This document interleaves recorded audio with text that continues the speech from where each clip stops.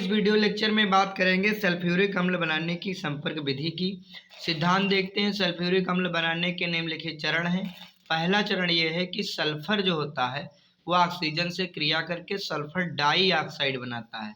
ये सल्फर है, ऑक्सीजन से क्रिया करेगा तो SO2 बनेगा। दूसरा स्टेप में क्या होगा, SO2 यानी सल्फर डाइऑक्साइड वायु से क्रिया करके सल्फर ट्राई ऑक्साइड बनाएगा। यह 2SO2 + O2 तो 2SO3 बनाएगा। यहाँ देखो सल्फर के 2 हैं तो सल्फर के 2, ऑक्सीजन के 2 दूनी 4, 2 6 तो 3 दूनी 6। आइए स्टेप थर्ड देखते हैं। यहाँ पे तो स्टेप थर्ड है कि फिर जब SO3 बन जाती है तो SO3 को H2SO4 से क्रिया कराते हैं, जिससे H2SO4 बनी हुई SO3 को अवशोषित कर लेता है, यानी सल्फर ट्राइऑक्साइड को अवशोषित कर लेता है, जिससे सधूम H2SO4 यानी सधूम सांद्र सल्फ्यूरिक अम्ल, जिसको हम लोग ओलियम बोलते हैं, जिसका सूत्र H2O7 होता है, का निर्माण होता है। H2SO4 + SO3 तो बनेगा H2H2O7, इसे ओलियम कहते हैं या सधूम सांद्र सल्फ्यूरिक अम्ल बोल सकते हैं। तो ये है स्टेप 4। उसके बाद जो ओलियम बनता है, फिर ओलियम की जल के साथ क्रिया कराते हैं, फिर H2SO4 अम्ल का निर्माण हो जाता है। अब आइए विधि देखते हैं। तो संपर्क विधि से सल्फ्यूरिक अम्ल बनाने के निम्नलिखित चरण हैं। चरण में देखेंगे, सबसे पहले यह है पायराइट बर्नर, जिसमें ताप होता है और ऑक्सीजन बाहर से लेते हैं, सल्फर डाइऑक्साइड इसमें होती है। तो जो है यहाँ पर मतलब गर्म करते हैं ऑक्सीजन को लाकर, यहाँ सल्फर होता है पहले से, तो सल्फर और ऑक्सीजन से जब क्रिया करता है सल्फर डाइऑक्साइड बनता है SO2। फिर इसको हम लोग जो भेजते हैं किसमें, धूल कक्ष में, जिसमें ऊपर से भाप प्रवाहित करते हैं, जिससे धूल के कण नीचे तली में बैठ जाते हैं और गैसों का मिश्रण काफ़ी गर्म होता है। तो उस गर्म मिश्रण को हम शीतलक कक्ष बोलेंगे या फिर कूलर बोल दें, उसमें प्रवाहित करते हैं। यहाँ पर गैसें ठंडी होती हैं थोड़ा सा। फिर हम धावन कक्ष में, धावन कक्ष के निचले सिरे से उन गैसों को भेजते हैं, जहाँ पर ऊपर से जल गिर रहा होता है। जब जल गिर रहा होता है तो यहाँ पे जो है शुद्धियाँ दूर होती हैं और उसके बाद में नमी इसमें आ जाती है, गैसों में नमी, और उस नमी को दूर करने के लिए शुष्कन कक्ष में हम भेजते हैं। शुष्कन कक्ष के निचले सिरे से, जहाँ ऊपर से मतलब सल्फ्यूरिक अम्ल गिर रहा होता है, जो इन गर्म गैसों को क्या करता है, जो है मतलब जो नमी हो गई गैसों में थी उनको सुखा देता है, नमी को सोख लेता है, अवशोषित कर लेता है। उसके बाद में जब गैस बचती है, उस गैस को आर्सेनिक कक्ष में भेजते हैं आर्सेनिक अशुद्धियों को दूर करने के लिए। इसमें आर्सेनिक कक्ष में पहले से फेरिक हाइड्रोक्साइड जो है रखा होता है, जो क्या करता है, आर्सेनिक अशुद्धियों को दूर करता है। फिर हम इसको ट्यूब में गुजारते हैं, टेस्ट ट्यूब में से। तो टेस्ट ट्यूब में जब गुजारते हैं तो टेस्ट ट्यूब में ये देखा जाता है कि जो गैसें आ रही हैं शुद्ध हैं कि अशुद्ध। यदि शुद्ध हुई ठीक गैस, तो इसको हम परिवर्तक कक्ष में भेजेंगे। अगर शुद्ध नहीं हुई तो फिर से यही प्रक्रिया दोहराएंगे। फिर यहाँ पर क्या होता है, परिवर्तक कक्ष में प्लेटिनम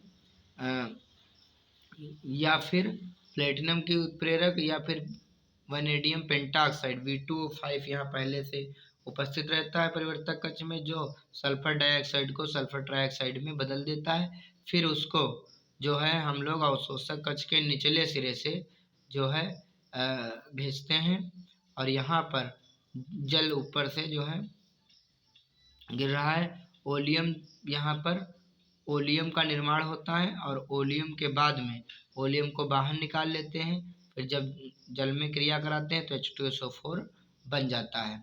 आइए देखते हैं इसकी विधियाँ। पायराइट बर्नर देखते हैं। सबसे पहले यही हमने बताया था अभी, इस कक्ष में वायु को प्रवाहित किया जाता है, जिससे SO2 गैस का निर्माण होता है, S + O2 SO2। फिर धूल कक्ष में जाते हैं, फिर संपूर्ण गैसीय मिश्रण को धूल कक्ष में भेजते हैं तथा ऊपर से भाप प्रवाहित करते हैं, जिससे अशुद्धियों के कण भारी होकर नीचे बैठ जाते हैं।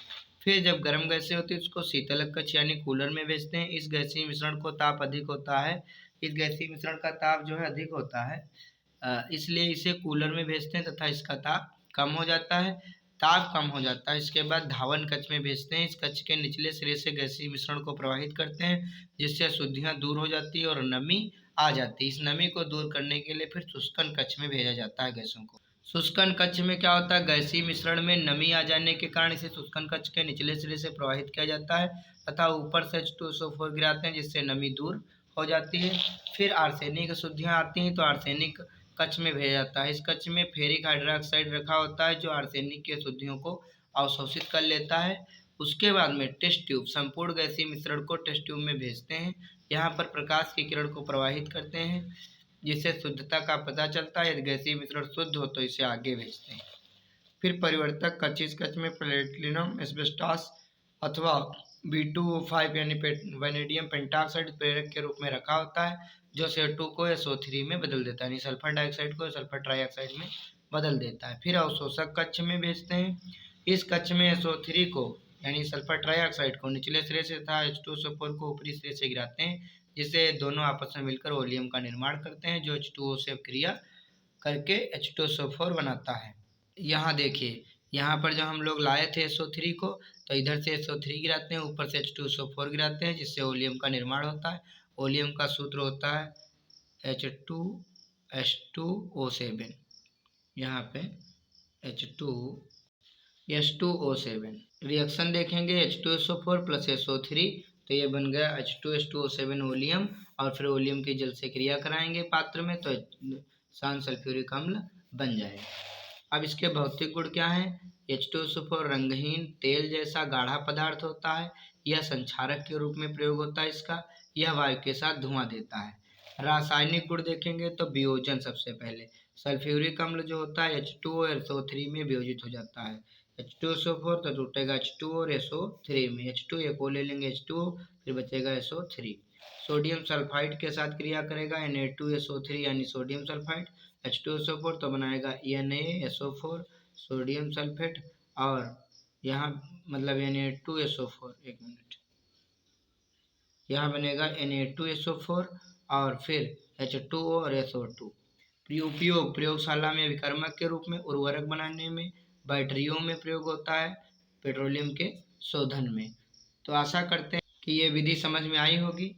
मिलते हैं नेक्स्ट वीडियो में, तब तक के लिए धन्यवाद। थोड़ा हमने फास्ट समझा है, नहीं तो वीडियो काफ़ी लंबा हो जाता। आप लोग आशा करते हैं समझ गए होंगे। कमेंट सेक्शन में ज़रूर लिखिएगा। धन्यवाद।